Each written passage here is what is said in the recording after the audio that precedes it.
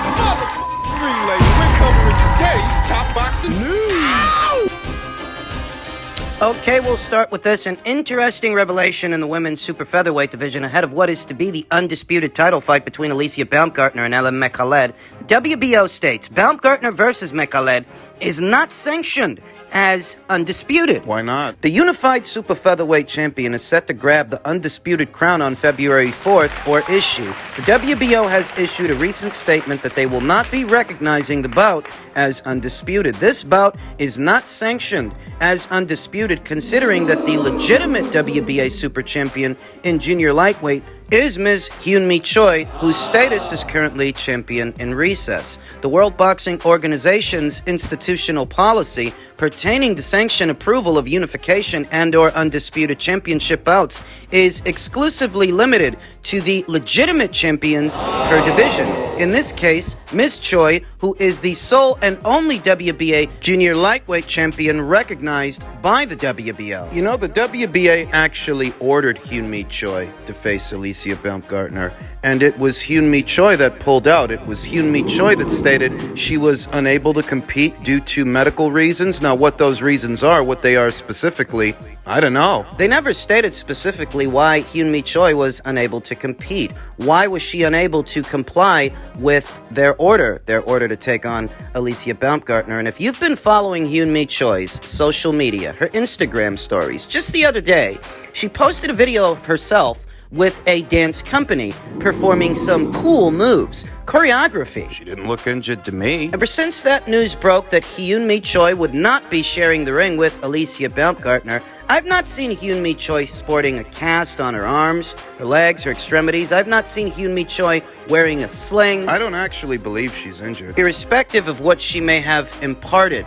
to the WBA for non-compliance, irrespective of what she told them, I don't actually think she's injured. What I do think she's doing is waiting out the situation, waiting for Alicia to share the ring with Mekhaled, Waiting for a winner to emerge. and waiting for said winner, should that winner be Alicia Baumgardner, waiting for said winner to vacate the titles and move up in weight. That's what I think Hyun-Mi Choi is doing. Hyun-Mi Choi, she's not the most active fighter anyway. She's not. She's been averaging one fight a year for the last 5 years. The WBA, at least temporarily, labeling Hyun-Mi Choi a champion in recess quite literally allows her to wait out the situation between Alicia and LM. Challenge for the title as soon as she's ready. It allows Hyun-Mi Choi to sit on the sidelines and challenge for the WBA title as soon as she's ready, and I get the sense that she won't be ready to challenge for that title until no one is holding it, until the title is vacant. I don't actually expect Hyun-Mi Choi to ever share the ring with Alicia. Strange that the WBO is choosing to not recognize this bout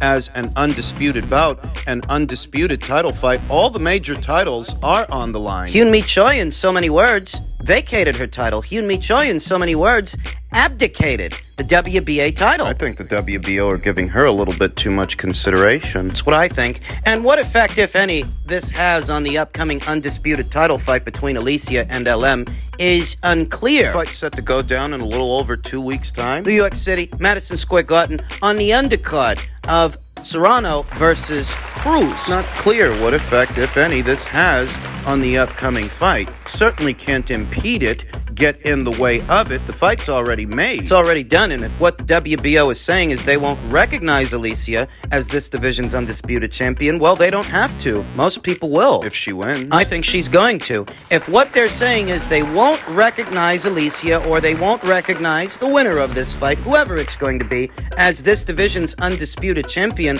that holds little bearing over public perception. You're only doing this on the premise that they haven't fought Hyun-Mi Choi when Hyun-Mi Choi's the one that didn't want to fight. Why should that affect the winner of their fight and their status? I anticipate that should Alicia Baumgardner win, she'll hang on to the alphabet titles for a while, but I anticipate that should she win, and I think she will, she's going to move up in weight. She'll vacate. She will have already taken care of all the necessary affairs, the necessary business at 130 pounds. There won't be much reason to stay there anymore, at which point Hyun-Mi Choi will come out of hiding. Try to reclaim her old WBA title. It's a very obvious strategy, an obvious grift. See what she's doing. She'll use her champion in recess status to be fast-tracked to the title as soon as the title's vacant and nobody's holding it, and she'll fight some Vanessa Bradford kind of fighter, Vanessa Bradford kind of opponent. It's obvious. So as stated, the WBO can choose not to recognize the winner of the fight as this division's undisputed champion, but in the eyes of many, in the eyes of the boxing community at large, that's exactly what the winner of the fight's gonna be.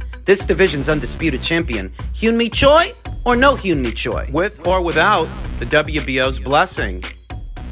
In men's super middleweight news, on the heels of Edgar Berlanga parting ways with Top Rank, former world title challenger Jesse Hart of Philadelphia took to social media and stated, "The key issue is he doesn't want to fight me. He wants the big money to fight over-the-hill dudes like, where now? I'll never fight him." Top Rank tried to force him into the fight, and he kept saying no. This is not the first time I've heard that there was an effort put forth by Top Rank To get Edgar in the ring with Jesse. for some weeks and some months leading up to this latest story. I'd heard rumors and rumblings, insider intel that suggested Top Rank was trying to make a fight between Edgar and Jesse, and Edgar's team would have none of it. Edgar Berlanga himself reacted to Jesse Hart's comments saying, "Homie, you're a fucking bum. Nobody ever ducked you. Talking about you still getting Joe Smith money, LOL. You broke as hell. And another, don't ever question my gangster. You know where we're from." Sounds good. But it doesn't take away from the fact that Edgar Berlanga has fast developed a reputation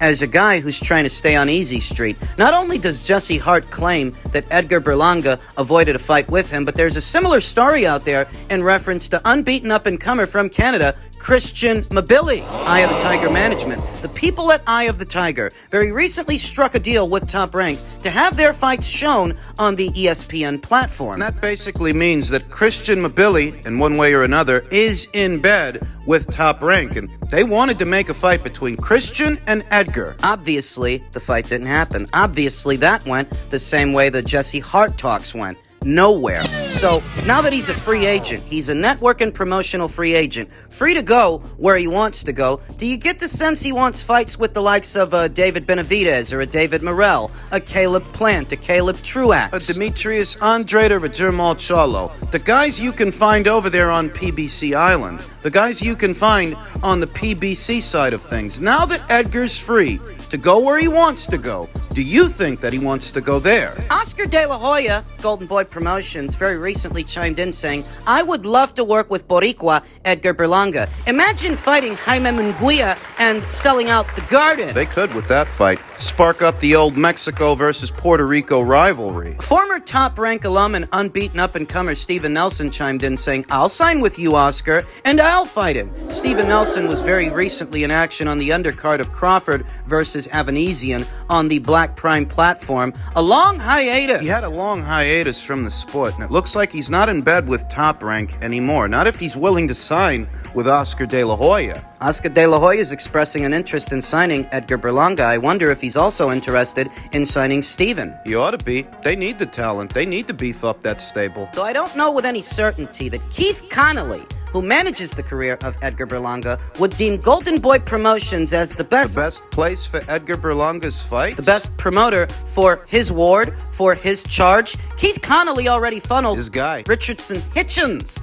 over to the matchroom side of things, and it's conceivable that he may do the same with Edgar Berlanga. I mean, think about it. Think about how Edgar's been looking, and think about what information is out there. He's not rejecting fights with the likes of Jesse Hart or Christian Mabili because he's got his heart set on fighting guys like David Benavidez. I don't think. He got dropped in the Coceres fight, looked terrible with Steve Rolls, looked terrible with Romer and Gulo. Rejected a fight with Jesse Hart, rejected a fight with Christian Mabili. So he's going to fight David Benavidez. He's going to fight David Morrell. I don't think so. Not for a second. If he were to cross over to the Golden Boy Promotions side of things, that would allow him to stay on Easy Street a while longer and put distance between him and those fighters over there on the Top Rank side of things, and those fighters over there on the PBC side of things as well, though the same applies to crossing over to Matchroom. Yeah. Oscar can keep him in low-risk fights the same way he keeps Jaime Munguia in low-risk fights, while he builds the fight between them, both unbeaten up-and-comers. Edgar Berlanga going to either Matchroom or Golden Boy is a tangible possibility. Yet another tangible possibility is Edgar Berlanga going to the Black Prime platform. Black Prime, that mean to carve out a lane of their own in the world of boxing. They did the Terrence Crawford versus David Evanesian pay-per-view. They're set to do Adrian Broner versus Hank Lundy. What was supposed to be Broner versus Redcatch, but we all know Ivan Redcatch, he's going through some issues with his promoter. Promoter tried to restructure the deal. Take a bigger cut of the proceeds, thus Ivan Redcatch pulled out. Hank Lundy is set to stand in his place. Better still, Black Prime means to carve out a lane of their own in the sport of boxing, and they need fighters. Edgar Berlanga could be one among them. He might. I could see Edgar going to Golden Boy just as easily as I could see him going to Matchroom or Black Prime. Could happen. We then come to this weekend's big upset in the men's middleweight division. A real shocker. Liam Smith's fourth-round knockout of Chris Eubank Jr., something I didn't expect. I, like many of you, went with Chris Eubank Jr. to win this fight and win this fight by way of knockout. Not because I thought Liam Smith was a bad fighter. I don't think Liam is a bad fighter, but I did think he's more adequately suited to campaign as a junior middleweight than a middleweight. Liam Smith, God bless him, he's not known for being that big a puncher. Chris Eubank Jr., he's actually known for having good punch resistance, having a chin. Being a good physical specimen. Let's talk about what we saw. The opening round, as expected, Liam Beefy Smith was the aggressor and Chris Eubank Jr. was the defender, moving lateral and working that jab, sticking it out there, trying to catch Liam Smith coming in. It was working. The jab was finding a home for Chris Eubank Jr. opposite the ring. Liam Smith, who was determined to close the gap and get off big shots, mid-range to inside. The first round was a bit of a chippy round. You could have gave it to Chris, but you could have gave it to Liam. The second round was a more decisive round. A more decisive round for Chris Eubank Jr. Jab still working. He's still beating those feet, still moving lateral. And in those instances where Liam actually managed to get within striking distance of Chris would instinctively tie him up. Guy gets past the lead hand, smother him. It was all working for Chris Eubank Jr. in the second round, more so in the third, which turned out to be Chris Eubank Jr.'s strongest round. Same dichotomy as the previous two. Liam Beefy Smith was the aggressor and Chris Eubank Jr. was the defender. But he actually managed to hurt Liam Smith in the third round off some well-placed uppercuts mid-range to inside. This was the one round where Chris wasn't just moving lateral. He started stepping into his shots, stepping into his punches this round. When he realized he actually hurt Liam Smith, he started stepping into his punches, stepping into his shots, coming forward and driving those uppercuts with his hips. Driving his punches mid-range to inside as they split the high guard of Liam Smith. It seemed all but a foregone conclusion after the third that Liam Beefy Smith might end up getting stopped in the fourth, and it was just the opposite. Shocking is the best way to describe what happened in that fourth round. Very determined Liam Smith, determined to turn the tide in the fourth round after having been pummeled in the third. Looked to close the distance, close the gap on Chris Eubank Jr., who was backed into those ropes. Liam Smith floored Chris Eubank Jr. off a salvo of punches, a barrage of shots. Chris was on unsteady legs. And it was shocking. It was shocking to say the least, because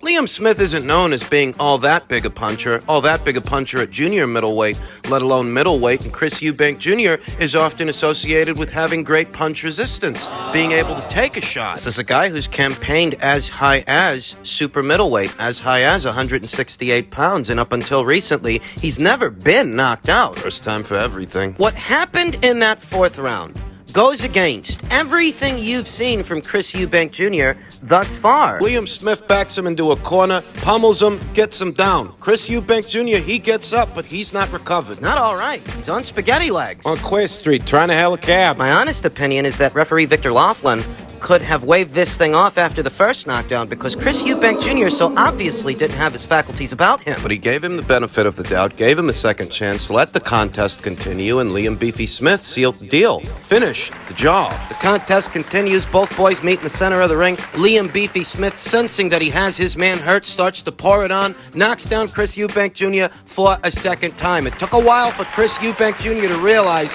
the contest is over, and Victor Laughlin had officially waved it off. Liam Beefy Smith knocked out Chris Eubank Jr. I don't think a lot of people were expecting that. I know I wasn't. Not in the business of making excuses for fighters, but I do have to try to wrap my mind around what I saw. And what I saw was the first hard shot that got through. first hard shot that landed on Chris Eubank Jr. hurt him. That's uncharacteristic of Chris. That is an inconsistency, especially opposite the ring a naturally smaller fighter who's not necessarily known for power. Many are pointing to the training camp for what was supposed to be the Conor Benn fight as the culprit. Boiling down in weight for the Conor Benn fight that he didn't get to have, and then boiling down again for the Liam Beefy Smith fight that he did, it may have weakened him. I do think there's definitely something to that. There's also the strength of character of the fighters, and who the more ambitious fighter really is. Lest we forget, Liam Beefy Smith is a former world champion, whereas Chris Eubank Jr. He's never been a champion, and he's lost every step-up fight he's ever had. really doesn't exhibit the moxie, the grit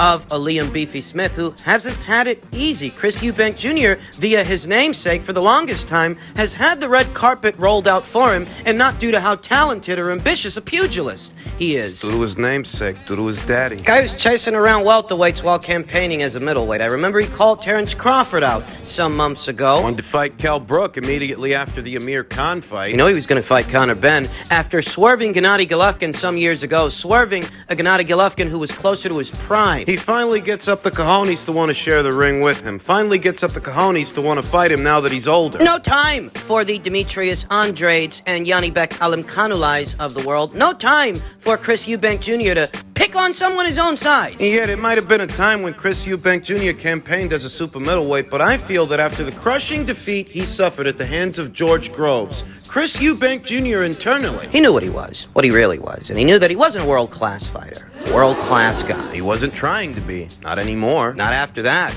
So he gets to calling out guys like Kell Brook, making fights with guys like Conor Benn. You're a middleweight. Shouldn't you be fighting middleweights? Stylistically, this Liam Smith fight for Chris Eubank Jr., it was supposed to be right up his alley, not dissimilar from what he faced in Liam Williams the year before. Let's just be honest. Liam Smith, at least on paper, was supposed to be tailor-made for Chris Eubank Jr., and it all went wrong. It all went sideways. At least one way we can reconcile that is that boiling down in weight for the Conor Benn fight that never was, and then boiling down in weight again for this fight may have weakened him. That's not outside the realm of possibility. But there's also the fighter's toughness. Liam Smith is no pushover. He deserves his credit, and he's made fools of us all. There's talk of Chris Eubank Jr. potentially exercising his rematch clause. I didn't realize he had one going into this fight. Words of Prince Nassim Hamed immediately after Chris Eubank's loss to George Groves echo in my mind.